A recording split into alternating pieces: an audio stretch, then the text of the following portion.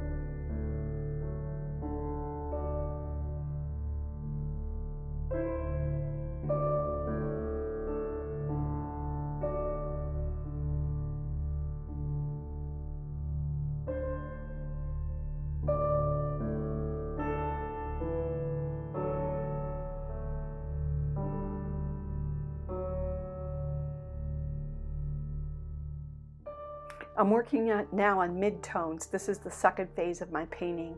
The first phase is water on water, and then I'm adding in the lightness of the color of the painting. I just want to see the colors that are going to be there. Then I'm darkening it up, and I'm adding in a little bit of my shadows so I can see where those are going to be. As this moves along, I am going to deepen the water lines towards the back.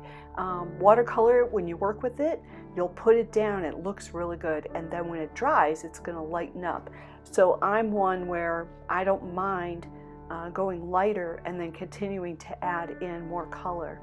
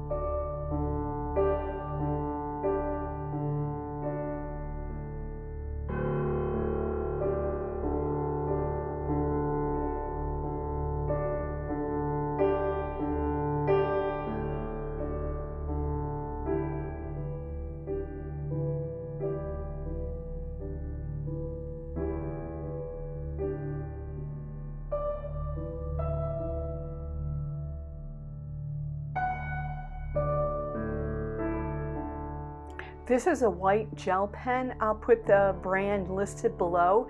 And I like this just to be able to give a little bit of the detail of the white and the reflection. And then I followed up, this is a needle pen, and I use Mincho, M-I-N-C-H-O.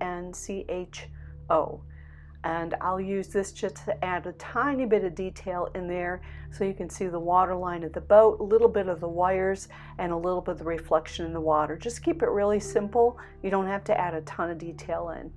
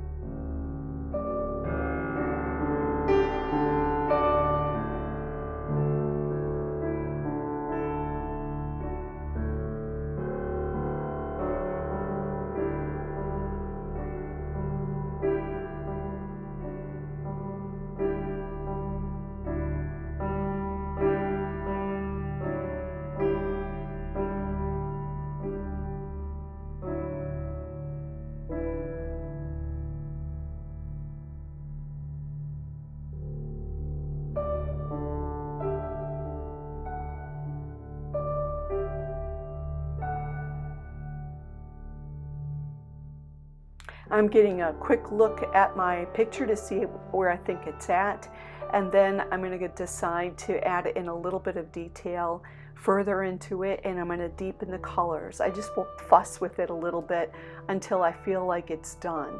And that's the trick with watercolor, is it's done when you think it's done, and you can overwork pictures. So just try to go conservatively, and you can always set a picture. I put it on a table, I put it on the floor. I'll get up in the morning, I'll take a look at it and decide like over the next couple days what I might want to add in. But don't be in a rush. You can let a picture sit for a couple days if you want, in order for you to see and think about what you might want to add in.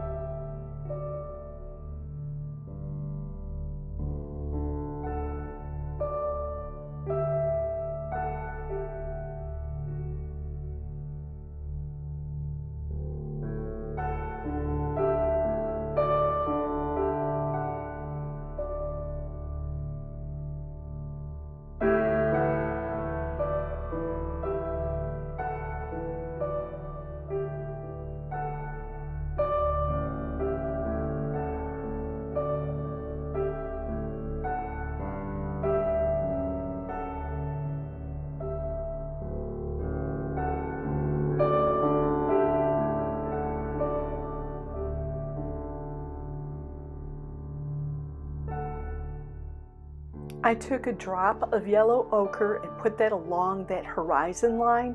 It has just a tiny bit of a yellow tinge. I'm finishing up by just adding a tiny bit of blue.